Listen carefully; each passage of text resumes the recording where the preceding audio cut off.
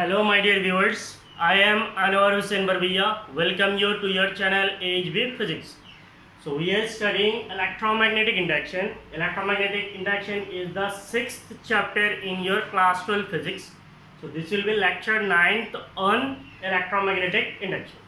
So in this class we will study AC generator. AC generator is also known as alternator. So आप मैंने लिखा है AC generator और alternator.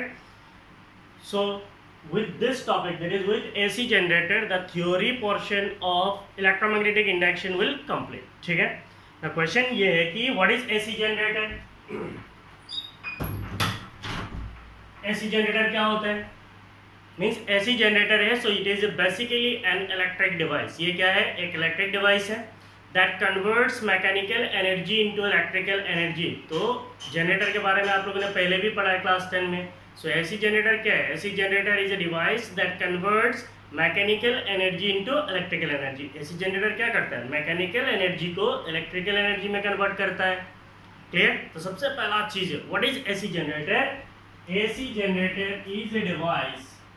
So अगर हम लोग बोलते हैं AC generator, what is AC generator? Simple आपका दिमाग में आना चाहिए, what is AC generator? So AC generator is a device. It is a device that converts mechanical energy into electrical energy. AC generator is a device that converts mechanical energy. Fan disturb क्यों कर रहा है? What is an AC generator? An AC generator is a device that converts mechanical energy into electrical energy. AC generator जो है mechanical energy को electrical energy में convert करता है.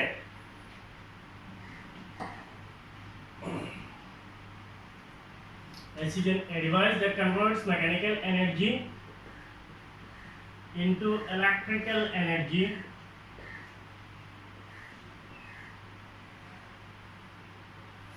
is called AC generator.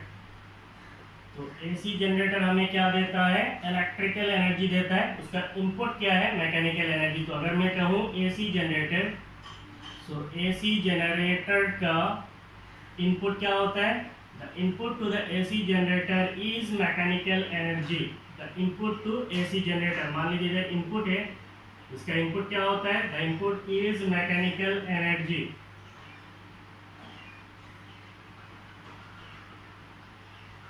And the output of AC generator, the output of AC generator is electrical energy. The input to AC generator is mechanical energy and the output of AC generator is electrical energy. So simple term, what is AC generator? AC generator is a device that converts mechanical energy into electrical energy.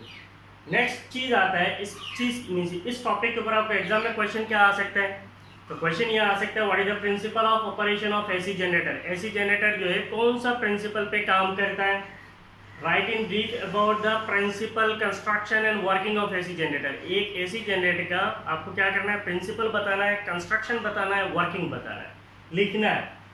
इसके बाद आपको इस तरीके से question आ सकते हैं, derive an expression for the EMF generated in AC generator. Means AC generator पे जो ईएमएफ जनरेट होता है, उस ईएमएफ का जनरेशन का जो एक्सप्रेशन है, ईएमएफ का जो एक्सप्रेशन है, उसको आपको लिखना है.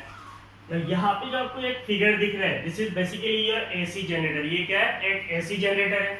इस एसी जनरेटर पे अगर आप देखेंगे तो आपके पास यहाँ पे दो मैग्नेट्स है. ये एक परमानेंट मैग्नेट है, ये एक दूसरा परमानेंट मैग्नेट है. So there are two permanent magnets. ये परमानेंट मैग्नेट का नॉर्थ पोल ये साइड में फेस कर रहा है और इस परमानेंट मैग्नेट का साउथ पोल इस साइड में फेस कर रहा है. इसका मतलब इसके बीच में जो रीजन है, इस रीजन में क्या होगा? इस रीजन में एक मैग्नेटिक फील्ड होगा, है कि नहीं? इधर हमारा क्या है? इधर हमारा नॉर्थ पोल है, इधर हमारा क्या है? साउथ पोल है. तो there will be a magnetic field in between this two poles. तो इसका मतलब दोनों परमानेंट मैग्नेट्स के बीच में क्या आएगा? एक मैग्नेटिक फील्ड आएगा.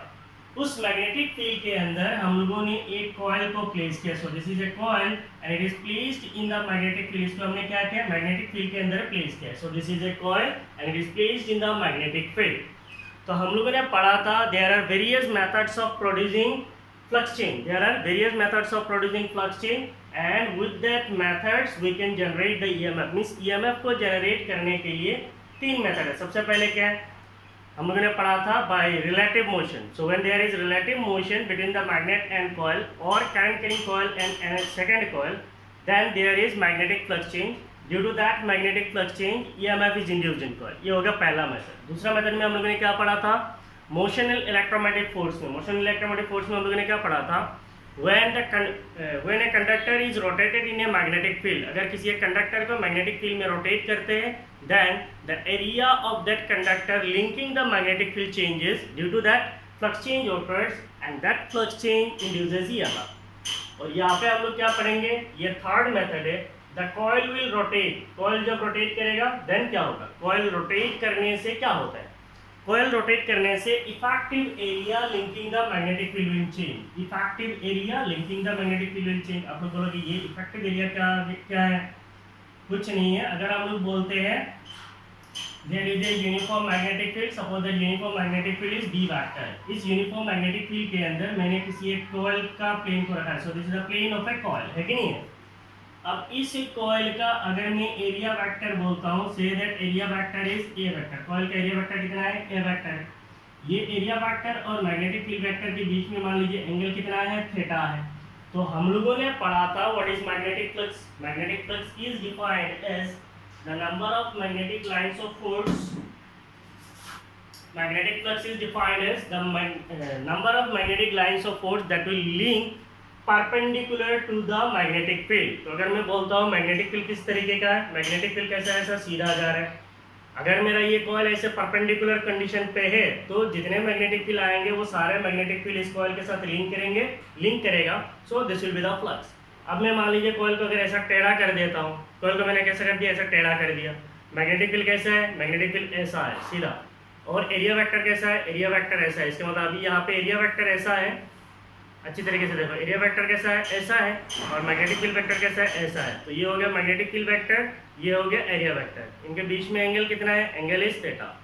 इसका मतलब ये जो थीटा है एरिया वेक्टर है, इस एरिया वेक्टर को हम लोग दो कंपोनेंट में लेके जा सकते हैं। क्या क्या कंपोनेंट है, एक होगा हमारा ए कॉस थीटा, और दूसरा क्या होगा, ए साइन थीटा। तो कौन सा कंपोनेंट मैग्नेटिक फील्ड के परपेंडिकुलर है, cos theta or sin theta?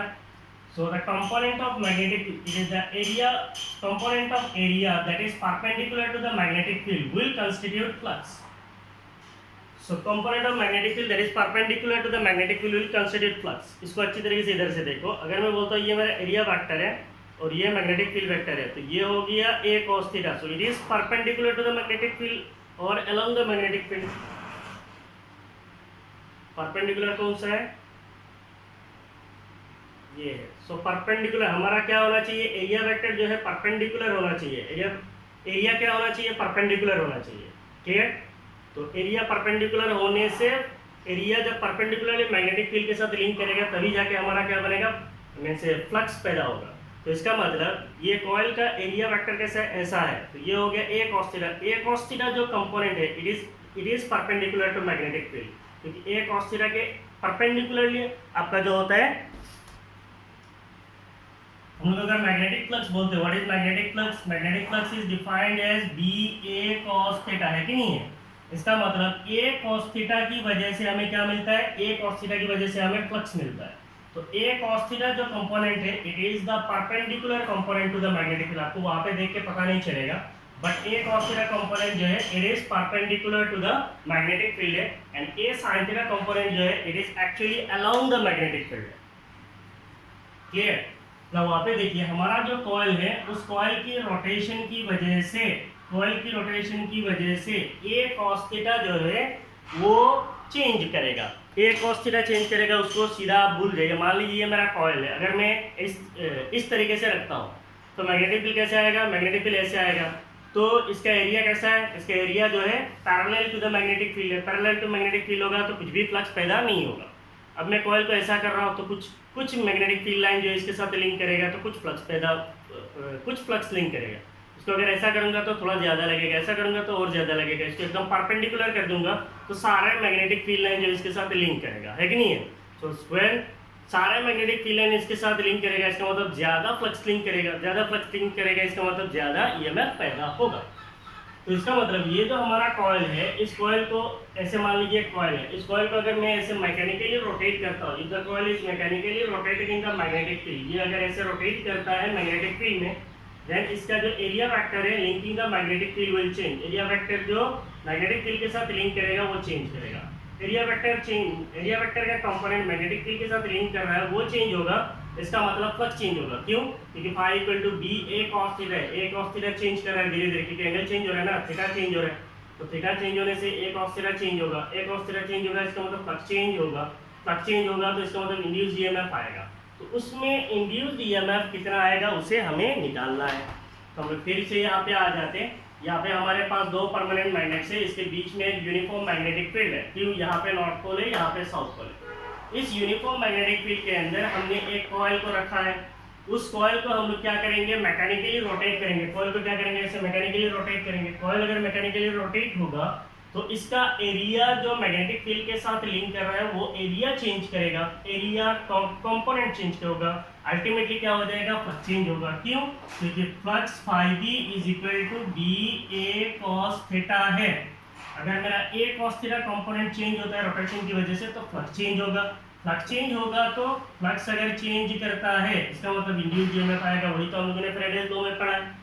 तो ये जो कॉइल है, इस कॉइल को मैकेनिकली रोटेट करने के लिए या फिर घुमाने के लिए हम लोग क्या करते हैं, जैसे कि यहाँ पे आपका क्या है, एक शाफ्ट है, आपको यहाँ पे एक एक्सिस दिख रहा है, ये एक्सिस नहीं है एक्चुअली, यहाँ पे क्या है बेसिकली होता है एक शाफ्ट होता है और उस शाफ्ट के ऊपर कॉइल होता है। मान लो ये कोई एक शाफ्ट है तो इसके ऊपर क्या होता है, कॉइल्स होता है। तो अगर मैं शाफ्ट को ऐसे रोटेट करता हूँ, शाफ्ट को अगर रोटेट करेंगे तो इसका जो कॉइल्स है सारे कॉइल्स क्या करेंगे, रोटेट करेंगे। तो कॉइल का हम लोग और एक नाम जानते हैं, इसको बोलते हैं आर्मेचर, COIL कॉइल, और we call it as armature, ARMATURE। और ये जो है शाफ्ट है इसको हम लोग एक्सल भी बोलते हैं, एक्सल और शाफ्ट। सो ये शाफ्ट को अगर मैं ऐसे रोटेट करता हूँ तो ये कॉइल क्या करेगा, रोटेट करेगा। अब जब कॉइल रोटेट होगा तो इसका मतलब ए कॉस थीटा चेंज होगा तो बाकी का प्रोसेस हो जाएगा। ना क्वेश्चन ये आता है कि ये जो कॉइल है इसको हम लोग रोटेट कैसे करेंगे। इसको रोटेट करने के लिए बेसिकली क्या किया जाता है, कुछ एक्सटर्नल मीन्स का सहारा लिया जाता है। जैसे मान लीजिए आपका हाइड्रो इलेक्ट्रिक पावर स्टेशन होता है, तो हाइड्रो इलेक्ट्रिक जनरेटर्स में क्या होता है, जनरेटर्स का अलग अलग टाइप होता है। जो हाइड्रो इलेक्ट्रिक जनरेटर्स होता है आप लोगों ने सुना होगा, कुछ जगह पे क्या किया जाता है, पानी को स्टोर किया जाता है, फिर उस स्टोर्ड वाटर को छोड़ा जाता है। स्टोर्ड वाटर को जब छोड़ते हैं तो वाटर का जो पोटेंशियल एनर्जी है वो पोटेंशियल एनर्जी काइनेटिक एनर्जी में कन्वर्ट हो जाता है, और उस काइनेटिक एनर्जी की वजह से क्या होता है, ये वाटर जो है हाई स्पीड वाटर आके यहाँ पे गिरता है। अब ये वाटर जब इस टरबाइन पे गिरता है इसको हम लोग बेसिकली क्या बोलते हैं, टरबाइन बोलते हैं। अब इस टरबाइन पे जब हाई स्पीड वाटर गिरेगा तब क्या होगा, ये टरबाइन रोटेट करेगा। अब टरबाइन के साथ क्या कनेक्टेड है, शाफ्ट कनेक्टेड है। टरबाइन रोटेट करेगा तो आपका शाफ्ट रोटेट करेगा, शाफ्ट रोटेट करेगा तो कॉइल रोटेट करेगा, कॉइल रोटेट करेगा तो ईएमएफ आएगा। तो इसलिए कहा जाता है the coil is connected to the external, connected to an external means for mechanical rotation. Mechanically rotate करने के लिए एक्सटर्नली कनेक्ट किया जाता है। ठीक है, नेक्स्ट यहाँ पे अगर आप इस कॉइल को देखेंगे तो इस कॉइल का ये हो गया एक एंड को हमने यहाँ पे एक कंस्ट्रक्शन लगाया, this is called slip ring. ये हो गया स्लिप रिंग। तो इस कॉइल को मैंने पहला स्लिप रिंग में कनेक्ट किया, और कॉइल का जो दूसरा एंड है इसको देखिए इधर से मैं खींच के कहाँ पे लेके आया, slip ring, second slip ring में कनेक्ट किया। तो ये दोनों को कहा जाता है स्लिप रिंग्स, और ये जो है ये हो गया ब्रश। तो ये ब्रश क्यों कनेक्ट किया जाता है, brushes are used for external circuit connection. तो slip rings are used for making the EMF AC। ये जो इससे जो EMF पैदा होता है, ये जो EMF पैदा होता है, this EMF is called AC EMF। What is AC? It is alternating current. It is alternating current। Alternating current, यहाँ से आपको ये नाम सुनने को मिल गया। इसका नेक्स्ट चैप्टर में हम लोग पूरा पढ़ेंगे अल्टरनेटिंग करंट की। इसका मतलब एसी जनरेटर जो ईएमएफ पैदा करता है, that EMF is alternating. AC current, AC generator का जो ईएमएफ है वो कैसा है, अल्टरनेटिंग ईएमएफ है। एसी जनरेटर से जो करंट पैदा होता है वो कैसा है, अल्टरनेटिंग करंट है। ठीक है, इसके अंदर ये जो ईएमएफ इंड्यूस होता है उस ईएमएफ को एसी बनाने के लिए यहाँ पे स्लिप रिंग्स अटैच किया जाता है। उसके आगे का अभी उतना डिटेल में हमें नहीं चाहिए। Slip rings are basically used to make this EMF alternative. और यहाँ पे ब्रश कनेक्ट किया जाता है। ब्रश क्यों कनेक्ट किया जाता है? For external circuit connection. External circuit connection के लिए ब्रश जो है कनेक्ट किया जाता है। ना अल्टरनेटिंग का मतलब क्या होता है? सिंपल में ऐसे ही आपको इंट्रोडक्शन दे देता हूँ। अल्टरनेटिंग करंट का मतलब होता है एक current that changes its magnitude continuously with time and changes polarity continuous polarity periodically। मान लीजिए अगर मैं मानता हूँ इधर करंट है और इधर टाइम है, तो आप टाइम के साथ देखिए हर टाइम में क्या हो रहा है? करंट का मैग्नीट्यूड चेंज हो रहा है या नहीं हो रहा है? हर टाइम के साथ क्या हो रहा है? करंट का मैग्नीट्यूड चेंज हो रहा है। With every time the current magnitude of current is changing. Current का मैग्नीट्यूड चेंज होता है एज वेल एज एक बार इधर देखो पॉजिटिव होता है, एक बार नेगेटिव होता है, तो एक बार पॉजिटिव होता है फिर नेगेटिव होता है। So the current that changes its magnitude continuously with time and polarity changes periodically, we call it as alternating current। तो AC जनरेटर से हमें कैसा करंट मिलता है? अल्टरनेटिंग करंट मिलता है। क्लियर? और क्या बोलना है इसके अंदर? तो इन सिंपल टर्म आपको क्या समझना है? AC generator converts mechanical energy into electrical energy. AC generator जो है मैकेनिकल एनर्जी से इलेक्ट्रिकल एनर्जी में कन्वर्ट करता है। ये मैकेनिकल एनर्जी को इलेक्ट्रिकल एनर्जी में कैसे कन्वर्ट करता है? इसको कन्वर्ट करने के लिए यहाँ पे एक परमानेंट मैग्नेट का अरेंजमेंट होता है। इधर नॉर्थ पोल इधर साउथ पोल है, बीच में यूनिफॉर्म मैग्नेटिक फील्ड होता है। यहाँ पे एक कॉइल को प्लेस किया जाता है, उस कॉइल को मैकेनिकली रोटेट किया जाता है। कॉइल को मैकेनिकली रोटेट किया जाता है कहाँ पे? मैग्नेटिक फील्ड के अंदर। मैग्नेटिक फील्ड के अंदर जब कॉइल रोटेट करता है तो कॉइल का area linking with magnetic field change करता है। एरिया जब चेंज करेगा, एरिया का मतलब क्या है? एरिया का कंपोनेंट चेंज होगा, ए कॉस थीटा चेंज होगा। ए कॉस थीटा चेंज होने की वजह से फ्लक्स चेंज होगा। फ्लक्स चेंज होगा इसका मतलब इंड्यूस्ड ईएमएफ आएगा, और वही इंड्यूस्ड ईएमएफ जो है हमें चाहिए ना। हमें क्या करना है? Mechanical rotation. मैकेनिकल रोटेशन का जो एनर्जी है दैट इज मैकेनिकल एनर्जी जो है उसको इलेक्ट्रिकल एनर्जी में कन्वर्ट करना है। ठीक है, तो मैं अभी आपको थोड़ा समय देता हूँ क्योंकि मुझे लिखने के लिए जगह बहुत कम मिलेगा। तो आप लोग एक काम कीजिए, पहले इसको ड्रॉ कर लीजिए।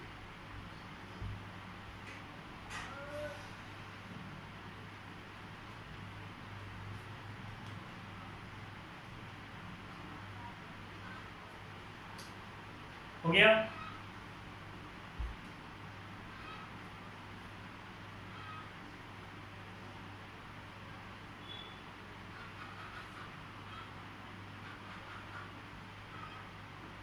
बस ये कॉइल ही रहने दो, कभी अगर जरूरत पड़ा तो समझाऊंगा। ठीक है, अब हमें पता चल गया व्हाट इज एसी जनरेटर। अभी हमें पढ़ना है principle, construction and working.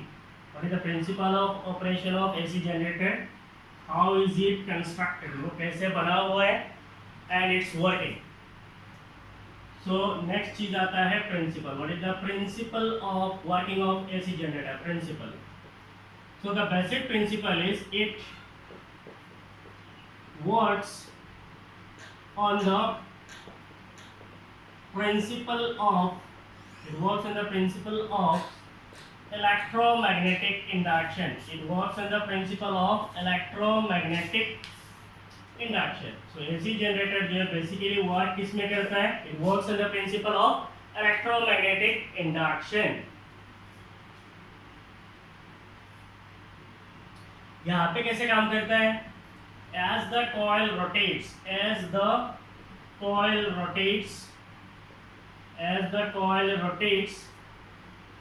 effective area of coil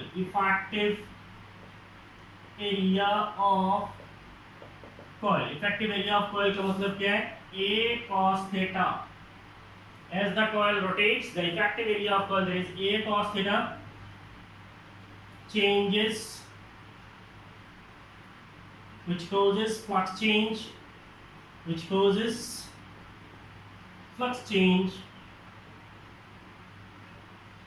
and EMF is induced. So what is the principle of working of AC generator? The principle of working of AC generator is based on the principle of electromagnetic induction. As the coil rotate, जब हमारा coil rotate करेगा, the effective area of coil, that is A cos theta changes, A cos theta change करेगा, which causes flux change, जिससे क्या होता है? flux change होता है, and EMF is induced, और EMF induced होता है। प्रिंसिपल हो गया। मैं एकदम छोटा करके आपको लिख के दे रहा हूँ, only for the exam point of view. ठीक है, इसको बहुत बड़ा करके भी लिख सकते हैं। कंस्ट्रक्शन, नेक्स्ट चीज आता है construction. How is it constructed, means ये कैसे कंस्ट्रक्ट किया जाता है। तो बेसिकली यहाँ पे क्या होता है, कंस्ट्रक्ट करने के लिए एक कॉइल होता है। So it consists of a coil, it consists of a coil of many turns, of many turns. तो इसके अंदर एक कॉइल होता है जिसके अंदर बहुत सारा टर्न्स होता है, many turns, wound on a rotor shaft, wound on a rotor shaft। तो इसके अंदर एक कॉइल होता है, it consist of a coil consist of many turn, जिसके अंदर बहुत सारा टर्न्स होता है, 1 2 3 ऐसे करके बहुत सारा टर्न होता है। Consist of a coil of many turns wound on a rotor shaft. तो एक रोटर शाफ्ट होता है जिसके ऊपर ये सारे कॉइल्स को क्या किया जाता है, वोल्ड किया जाता है। Placed between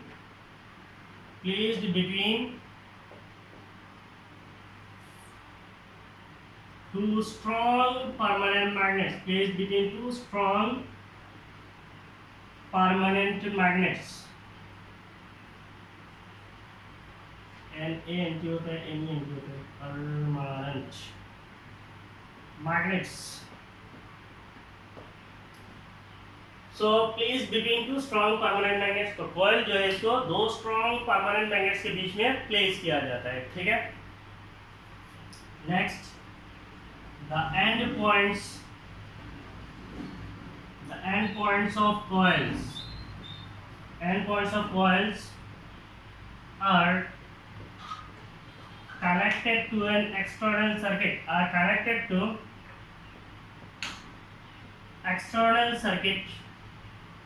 are connected to an external circuit, via slip rings and brushes। The end points of coils are connected to external circuit via slip rings and brushes। तो इसका मतलब ये जो कॉइल है इसका जो एंड पॉइंट है, and point को ज्वाइन किया जाता है। कहाँ पे ज्वाइन किया जाता है, एक्सटर्नल सर्किट पे। यहाँ पे आपका एक्सटर्नल सर्किट होगा, एक्सटर्नल सर्किट पे कनेक्ट किया जाता है। कैसे कनेक्ट किया जाता है, with the help of slip rings and brush arrangement. तो स्लिप रिंग और ब्रश अरेंजमेंट के सहारे से इसको एक्सटर्नल सर्किट में कनेक्ट किया जाता है। So this is about principle and construction. Next आता है एक्सप्रेशन फॉर ईएमएफ और वर्किंग ऑफ एसी जनरेटर, ठीक है। तो आप इसको पोज मारिए, जल्दी लिखिए।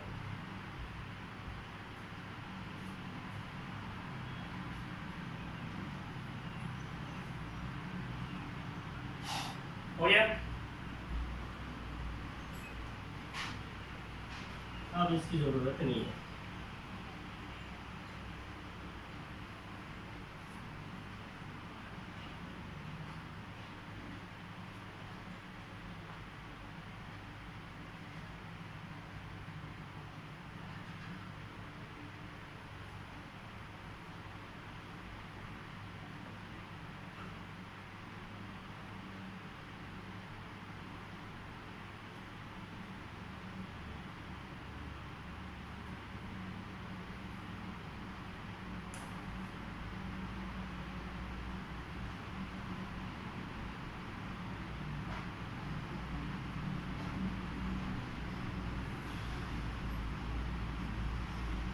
So now we are deriving the expression for EMF. Expression for EMF generated by AC generator. Expression for EMF generated by AC generator. Suppose the coil has area A consists of capital N turns,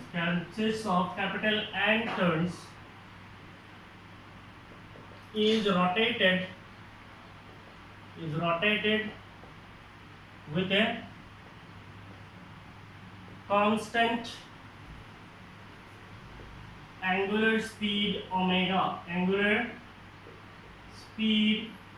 omega। इसका मतलब क्या है, suppose the coil has area ए, मान लीजिए ये जो हमारा coil है, इस कॉइल का एरिया कितना है, the area of this coil, ये जो हमारा कॉइल है इस कॉइल का एरिया कितना है, the area of the coil is A.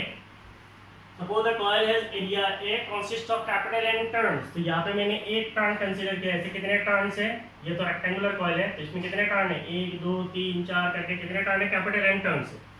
Is rotated with a constant angular speed omega, तो ये हमारा जो कॉइल है ये कॉइल क्या करेगा, रोटेट करेगा, so it is rotating with a constant angular speed omega, ये कांस्टेंट एंगुलर स्पीड से रोटेट करेगा, that angular speed is omega. Due to mechanical rotation of coils, due to mechanical rotation of coils,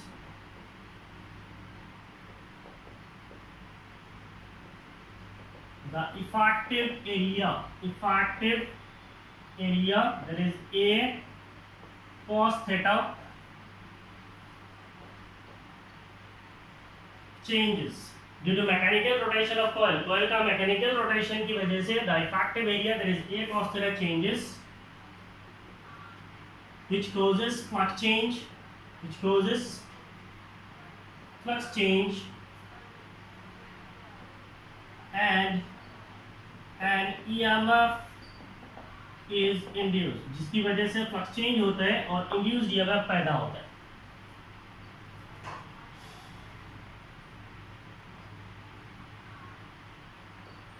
The magnetic flux change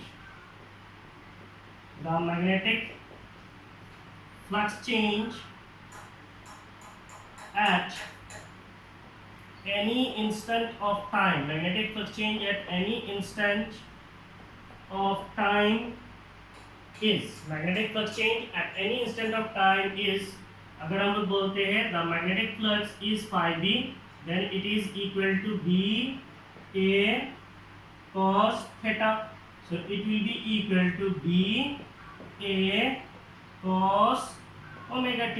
Why? Since angular speed omega is theta divided by t, तो theta की जगह पे हम लोग क्या लिख सकते हैं, ओमेगा टी लिख सकते हैं। The EMF induced in coil is, the EMF induced in coil of capital N turns, in coil of capital N turns is, तो अगर हम बोलते हैं induced EMF क्या होता है, it is minus n d phi by dt, हम यहाँ पे क्या डाल रहे हैं, n डाल रहे हैं, क्यों डाल रहे हैं, क्योंकि हमारा कॉइल के अंदर capital N number of turns है, तो इसका मतलब this will be equal to minus n d phi by dt, इसका मतलब d dt. What is magnetic flux change? Magnetic flux linking the coil. Magnetic flux linking the coil is dA cos theta. इसका मतलब ये dA निकल जाएगा, so it will be equal to minus n dA. Bracket के अंदर क्या रहेगा, d dt cos omega t. Therefore you can say that the induced EMF E will be equal to, नीचे दिखेगा E will be equal to minus n b a, और differentiation of cos theta क्या होता है, differentiation of cos theta is minus sin theta, so it will be minus sin omega t, और omega t को अगर फिर से differentiate करेंगे तो हमें क्या मिलेगा, ओमेगा मिलेगा। तो ये हो गया आपका डिफरेंशिएशन के बाद। पहले आप इस पार्ट को लिख लीजिए।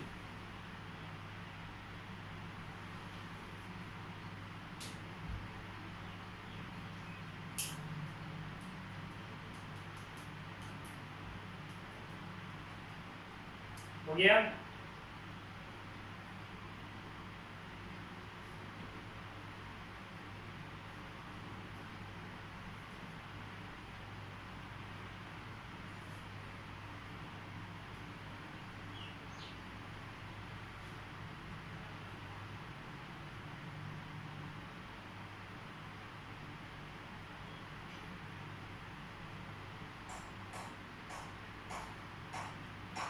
so got the induced EMF.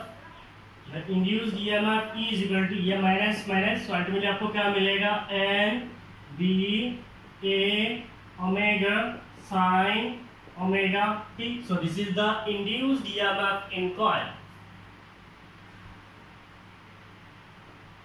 Suppose E naught is equal to, तो मैं यहाँ पे एक नया सिंबल यूज कर रहा हूँ. Suppose E naught is equal to NBA omega is the peak value of EMF, is the peak value of EMF. इसका मतलब क्या है? हमारा जो इंड्यूस्ड EMF होता है, that induced EMF is alternating EMF. तो इधर मान लीजिए टाइम है और इधर मान लीजिए आपका इंड्यूस्ड EMF है. तो इंड्यूस्ड EMF कैसा होता है? That induced EMF is alternating EMF. इसका एक पीक वैल्यू होता है. देखो ये जो वैल्यू है ये सबसे बड़ा है. सो ये सबसे बड़ा वैल्यू क्या है? इसको अगर मैं मान लेता हूँ E नॉट, और यहाँ पे एक वैल्यू होगा, ये क्या होगा? सबसे नेगेटिव पीक है. इसका मतलब इस वैल्यू को मैं क्या लिख सकता हूँ? Minus E not. क्यों? क्योंकि हमारे पास यहाँ पे क्या है? Sine function, that is sine of omega T.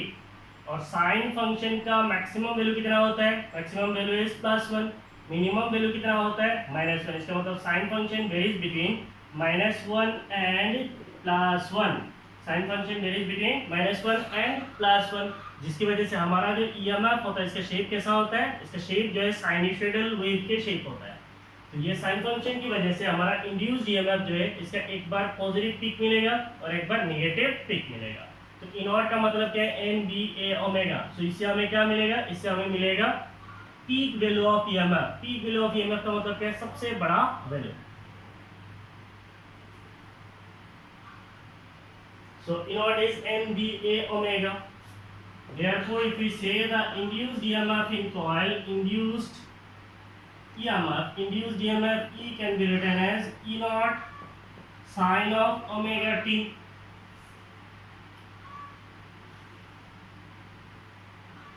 Now induced EMF ये हो गया आपका और एक एक्सप्रेशन. induced EMF का और एक एक्सप्रेशन लिख सकते हैं. induced EMF E equal to E naught sine omega का हम लोग लिख सकते हैं 2 पाई न्यू. इसके साथ t. क्यों? हमें पता है since omega is equal to क्या होता है? 2 पाई न्यू. न्यू का मतलब क्या है? Frequency of revolution. ओमेगा क्या है? एंगुलर वेलोसिटी और एंगुलर स्पीड.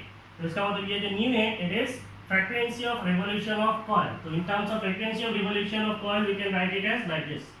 तो ये भी एक इंड्यूस्ड EMF का एक्सप्रेशन है. इससे पहले हमें एक मिला था, ये भी इंड्यूस्ड EMF का एक्सप्रेशन है. ये भी इंड्यूस्ड EMF का एक्सप्रेशन है. ये भी इंड्यूस्ड EMF का एक्सप्रेशन है. यहाँ पे आपका number of turns, magnetic field intensity और magnetic flux density, area of coil, angular speed के साथ रिलेटेड है. यहाँ पे induced EMF, peak value of EMF के साथ रिलेटेड. यहाँ पे induced EMF and frequency of revolution of coil के साथ रिलेटेड है. So where nu, what is this nu? It is the frequency of revolution of coil. Frequency of revolution of coil. Nu is the frequency of revolution of coil. तो यहाँ पे जो nu है, ये frequency जो है, ये एक्चुअली कितना होता है? ये फ्रीक्वेंसी जो है कुछ कंट्रीज पे अलग होता है. इंडिया के लिए the frequency of AC in India is 50 Hz. What is the frequency? It is 50 Hz in most of the countries like India, Bangladesh, like this. In countries पे frequency कितना है? 50 Hz है. कुछ ऐसे countries हैं जहाँ पे frequency जो है 60 Hz भी है, जैसे मान लीजिए USA है, कनाडा है. वहाँ पे जो frequency of revolution होता है वो कितना है? 60 Hz है. ठीक है, ये ऐसा कुछ नहीं है.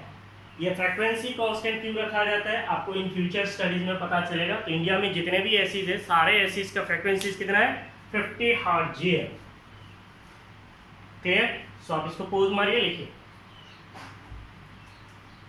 This is the expression for induced EMF.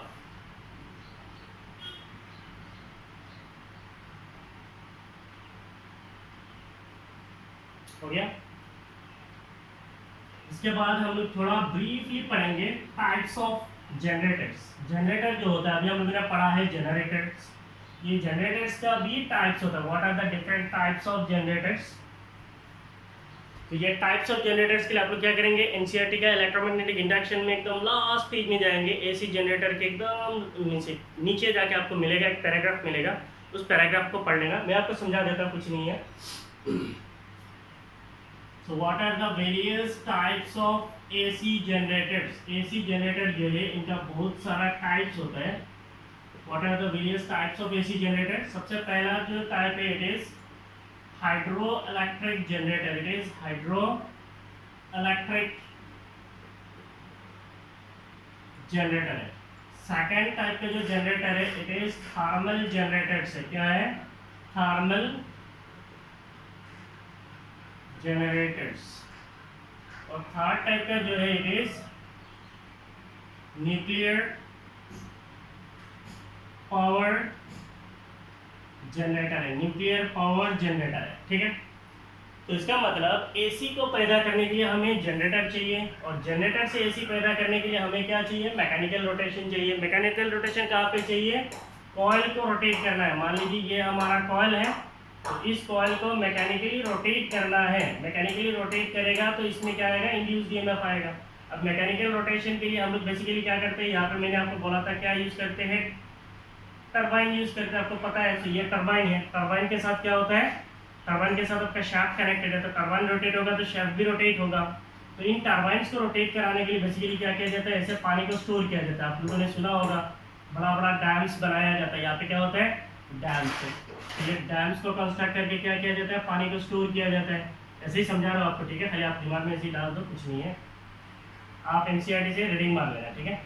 तो ये डैम्स में यहाँ पे क्या किया जाता है? पानी को स्टोर किया जाता है. ये पानी स्टोर हुआ. पानी स्टोर हुआ इसका मतलब क्या है? पानी का हाइट बढ़ा. पानी का क्या बढ़ गया? हाइट बढ़ गया. पानी का हाइट बढ़ेगा इसका मतलब इसका पोटेंशियल एनर्जी बढ़ेगा.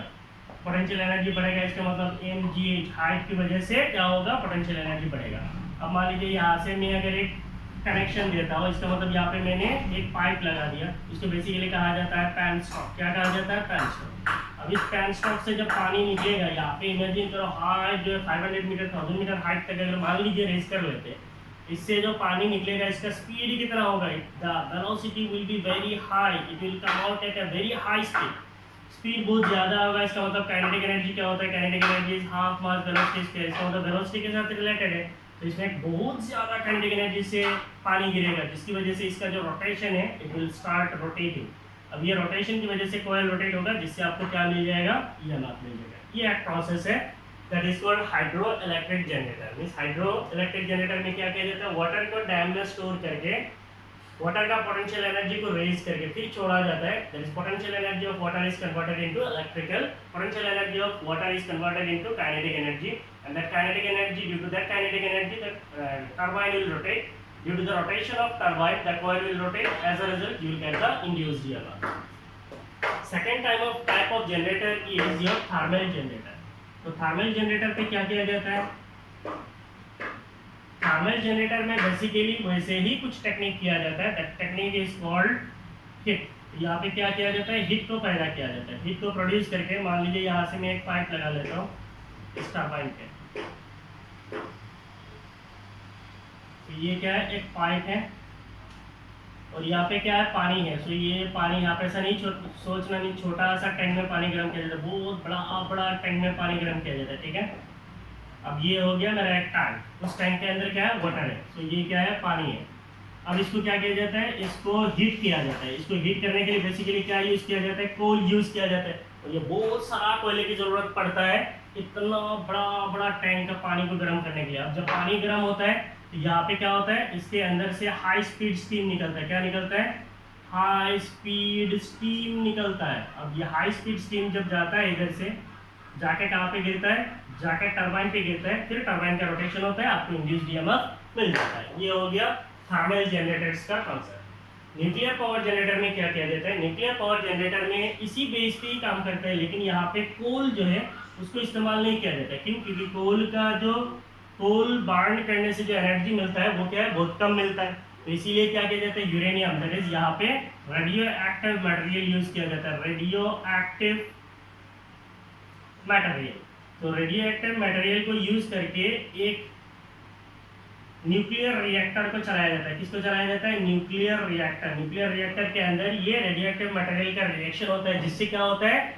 न्यूक्लियर रिएक्टर के अंदर न्यूक्लियर रेडियोएक्टिव मटेरियल का रिएक्शन की वजह से क्या होता है? हीट रिलीज होता है. क्या होता है? हीट रिलीज होता है. और जो हीट रिलीज होता है उसको यूज किया जाता है वाटर को गर्म करने के लिए, पानी को गर्म करने के लिए. अब वही पानी फिर हाई स्पीड में बन के जाके क्या करता है, टरबाइन को रोटेट करता है। तो यहाँ पे बस कोयल के जगह पे, कोयला के जगह पे रेडियो एक्टिव मटेरियल यूज किया जाता है। उनके अंदर न्यूक्लियर रिएक्शंस की वजह से क्या होता है, हीट प्रोड्यूस होते हैं, और उसी हीट से क्या किया जाता है, पानी को गर्म किया जाता है। उससे क्या होता है, टरबाइन रोटेट होता है, जिससे आपको इंड्यूस्ड ईएमएफ मिलता है। So these are various types of generators. ठीक है, तो इसको आप रीडिंग मार लेंगे। आपने यहाँ पे थोड़ा सुन लिया है तो आपको वो भी पता चल गया कि एक्चुअली ये जनरेटर क्या होता है। Next, rating of generator means India में मीन्स एट प्रेजेंट जो जनरेटर्स होता है 500 मेगावाट, इससे भी ज़्यादा कैपेसिटी वाला जनरेटर भी होता है। तो मान लीजिए एक जनरेटर में मान लेता हूँ 500 मेगावाट कैपेसिटी का है, तो इसका मतलब इसका पावर रेटिंग कितना है, पावर रेटिंग इज 500 मेगावाट्स है। मेगावाट्स का मतलब क्या है, 500 इंटू 10 पावर 6 है। इतना वाट्स ऑफ पावर जनरेट करता है एक सिंगल जनरेटर। अब मान लीजिए अगर आप 100 बल्ब का 100 वाट्स का बल्ब जलाने की कोशिश करोगे, 100 वाट बल्ब, ऐसे कितने 100 वाट बल्ब आप जला सकते हो, तो P will be equal to, आपका जनरेशन दिख रहा है 500 इंटू 10 पावर 6, आप 100 वाट्स का बल्ब यूज कर रहे हो, तो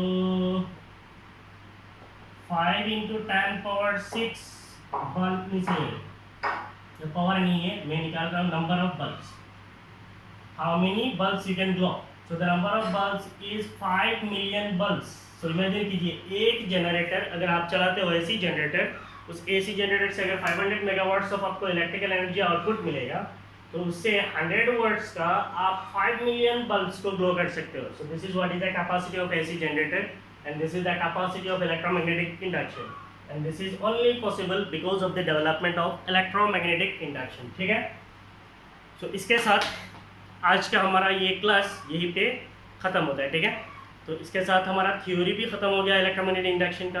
कमिंग क्लास में जब मैं आऊँगा तो आपको 2 या 3 लेक्चर्स में हो जाएगा। 2 या 3 लेक्चर्स में आपको क्या करूँगा, एग्जाम्पल्स का 2 या 3 न्यूमेरिकल बचा हुआ है और एक्सरसाइज के जो न्यूमेरिकल्स उसको आपको करा दूंगा। ठीक है, टिल देन आप इस वीडियो को अच्छी तरीके से देखिए। इलेक्ट्रोमैग्नेटिक इंडक्शन में हमने अभी तक कितना लेक्चर पढ़ा है, 9 लेक्चर्स पढ़ा है इसको लेके। तो इन 9 लेक्चर्स को अच्छी तरीके से पढ़िए। इलेक्ट्रोमैग्नेटिक इंडक्शन जो है ये कॉन्सेप्चुअल है, ईजी है, बट इट इज़ कॉन्सेप्चुअल है। अगर आपका दिमाग में नहीं घुसा तो फिर प्रॉब्लम है। ठीक है, आप याद करके कुछ नहीं कर सकते, so you have to understand everything. ठीक है, thank you for watching my videos, thank you, bye bye.